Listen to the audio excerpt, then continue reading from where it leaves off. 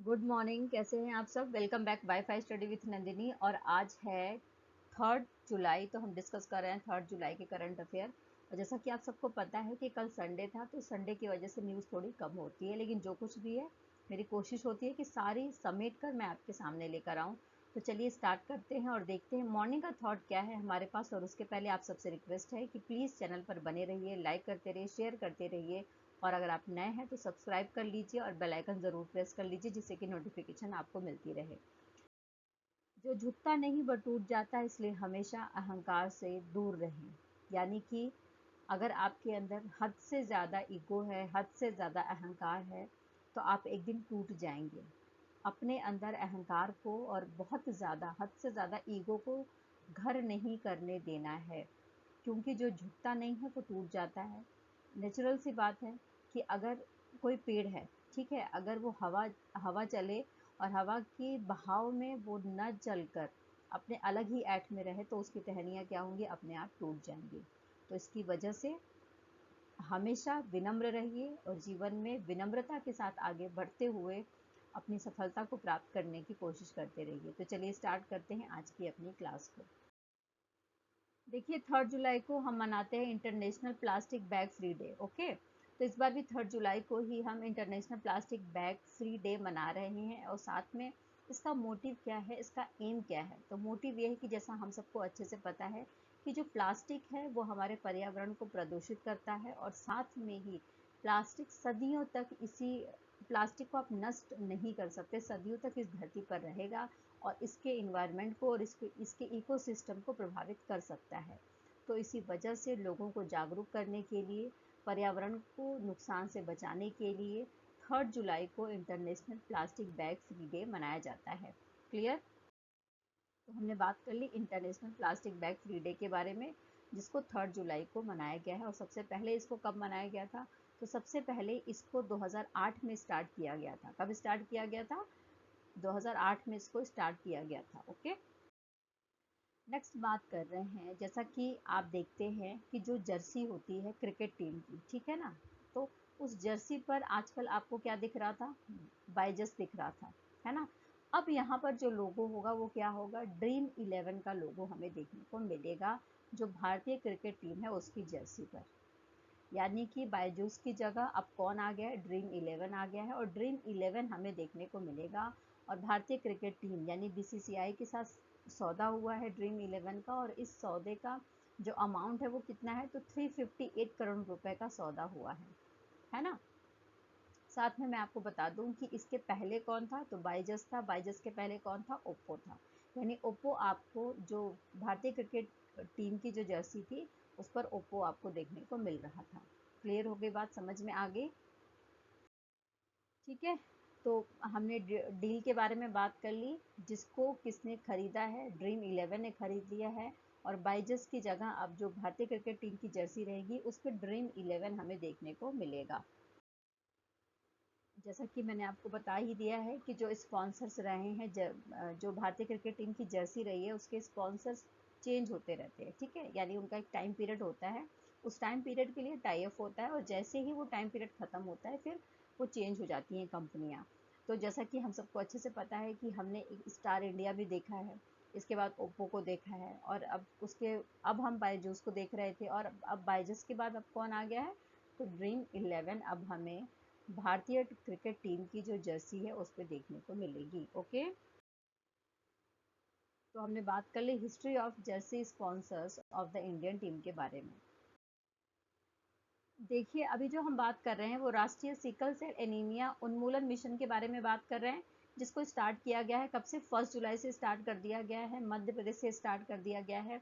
और साथ में ही प्रधानमंत्री नरेंद्र मोदी जी की अध्यक्षता में इस मिशन को स्टार्ट किया गया है। मोटिव लिया गया है कि 2047 तक जो ये भारत में राष्ट्रीय सिकल सेल मिशन के तहत, एनीमिया मिशन के तहत इस डिजीज़ को ख़त्म कर दिया जाएगा। और ये भारत के 17 स्टेट के 278 डिस्ट्रिक्ट में लागू किया गया है ना। और स्पेशली जो आदिवासी इलाके हैं, क्योंकि ये जो डिजीज़ है वो स्पेशली आदिवासियों में देखने को मिली है, और सबसे ज़्यादा जो मध्य प्रदेश है वो सबसे ज़्यादा प्रभावित है, और भारत इस डिजीज़ में सेकंड नंबर रखता है। यानी कि भारत ऑल ओवर वर्ल्ड में सेकंड नंबर पर है इस डिजीज में। और भारत के अंदर जो एमपी है, मध्य प्रदेश है, वो फर्स्ट नंबर पर है। और भारत में ये भी देखा गया है कि जो जो ट्राइब्स है उस उनमें सबसे ज़्यादा ये डिजीज़ पाई गई है। और इसीलिए ये कहा गया है कि लगभग 0 से 40 साल के जो लोग हैं उनको अवेयर करने की कोशिश करी जाएगी इस मिशन के तहत। Okay, clear. स्टेट जैसा कि आप देख सकते हैं कौन कौन से स्टेट हैं, तो गुजरात, महाराष्ट्र, राजस्थान, मध्य प्रदेश, झारखंड, छत्तीसगढ़, वेस्ट बंगाल, उड़ीसा, तमिलनाडु, तेलंगाना, आंध्र प्रदेश, कर्नाटका, आसाम और उत्तर प्रदेश, केरला, बिहार और उत्तराखंड, ये ऐसे स्टेट है जहां पर इस मिशन को चलाया जाएगा। ओके, अच्छा, सिकल सेल एनीमिया क्या है इसको थोड़ा समझ लेते हैं। सबसे पहले तो मैं आपको बता दूं कि ये जेनेटिक होता है, यानी वंशानुगत होता है। इसमें जो हीमोग्लोबिन है, जो यानी जो लाल रक्त कणिकाएं हैं, जिसको हम आरबीसी कहते हैं, ठीक है ना, इसका स्ट्रक्चर हाशिए की तरह हो जाता है या फिर सी आकार का हो जाता है, जिसकी वजह से इसका नाम सिकल पड़ा है। अब इसकी वजह से क्या होता है कि जब हमारे शरीर में जब रक्त प्रवाहित होता है तो ये हमारी जो नसें हैं जहाँ से हमारी जो रक्त कणिकाएं हैं वो प्रभावित होती हैं, जो आरबीसी है वो प्रवाहित होता है, तो उससे चिपक जाती हैं। चिपकने की वजह से क्या होता है कि हीमोग्लोबिन की मात्रा कम हो जाती है और इसकी वजह से जो शरीर को ऑक्सीजन मिलना चाहिए उस तरीके से ऑक्सीजन नहीं मिल पाता है ना। तो इस रिपोर्ट में ये बताया गया कि पूरी दुनिया में भारत दूसरे नंबर पर है और भारत में जो एमपी है वो फर्स्ट नंबर पर आता है इस डिजीज में। ओके, क्लियर हो गई बात। और इसकी वजह से जो हमारे शरीर का हीमोग्लोबिन है वो क्या हो जाता है, खराब हो जाता है ना। और इसकी वजह से ये जो डिजीज है इसको खत्म करने के लिए ये मिशन चलाया गया है, जिसका नाम है राष्ट्रीय सिकल सेल एनीमिया उन्मूलन मिशन। क्लियर। देखिए, सबसे पहले मैं आपको बताऊं कि इससे क्या होता है कि हमारे शरीर का जो प्लीहा होता है ना, उसमें सूजन आ जाती है, हाथों और पैरों में हमें सूजन देखने को मिल जाएगी। और इसकी वजह से जो व्यक्ति का संक्रमण है, सूजन की वजह से जो व्यक्ति का संक्रमण है वो और ज़्यादा बढ़ जाता है, क्योंकि प्लीहा क्या होता है, प्लीहा को नुकसान पहुंचता है, जिसकी वजह से ही हमारे जो बॉडी है उसमें और ज़्यादा नुकसान होने की संभावना हो जाती है। जेनेटिक है, इस बात को ज़रूर याद रखिएगा ये डिजीज़। ओके, देखो यहाँ पर जो बात हो रही है, Brazilian fintech Pismo acquired bye visa, यानी वीज़ा ने ब्राजीलियन फिनटेक पिस्मो को अक्वायर्ड कर लिया है। और कितने अरब डॉलर में ये समझौता हुआ है, तो 1 अरब डॉलर में ये समझौता किया गया है। साथ में मैं आपको बता दूं कि इससे वीज़ा क्या करना चाहता है, तो स्पेशली जो लैटिन अमेरिकी जो देश हैं वहाँ पर अपने काम को बढ़ाने का इसका उद्देश्य है, जिसकी वजह से ये समझौता किया गया है। ये जो अधिग्रहण है ये अक्वायर्ड किया गया है वीज़ा के द्वारा। फिनटेक कंपनी है जो पिस्मो नाम है और ब्राज़ील की कंपनी है। ओके, क्लियर हो गई बात। और ये कहा जा रहा है कि इस साल का सबसे बड़ा ये जो अक्वायर्ड किया गया है, ये स्टार्टअप का जो एग्जिट किया गया है सबसे बड़ा है इस ईयर का, ये बोला जा रहा है। ओके, देखिए, महालक्ष्मी सहकारी बैंक है, ठीक है, तो इसको आरबीआई ने गैर बैंकिंग संस्थान का लाइसेंस दिया है। नॉन बैंकिंग इंस्टीट्यूशन के रूप में इसको लाइसेंस दे दिया गया है भारतीय रिजर्व बैंक के द्वारा। किसे? महालक्ष्मी सहकारी बैंक को, है ना। और आधिकारिक तौर पर ये बात करी गई है कि 27 जून से ये जो डिसीजन था आरबीआई का वो प्रभावी हो चुका है, ऐसी बात कही गई है। लेकिन जो महालक्ष्मी सहकारी बैंक है वो अपनी जो सेवाएं हैं वो सर्व करता रहेगा अपने कस्टमर को, और जो भी फाइनेंशियली डील हुई है वो सारी रिक्वायरमेंट जो कंप्लीट करने की बात भी कही गई है भारतीय रिजर्व बैंक के द्वारा महालक्ष्मी सहकारी बैंक के लिए। ओके,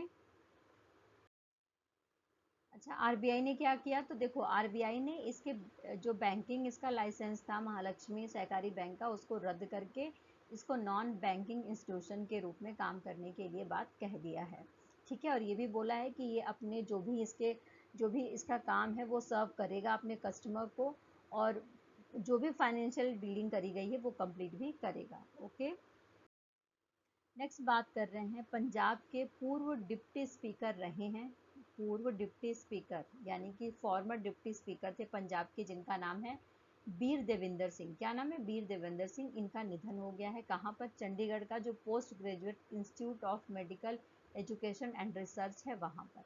साथ में मैं आपको ये बता दूं कि 1980 में कांग्रेस में ये शामिल हुए थे, कांग्रेस की तरफ से चुनाव लड़कर ये विधायक के रूप में चुने गए थे और उसके बाद पंजाब में इनका एक प्रमुख इनकी भूमिका रही है।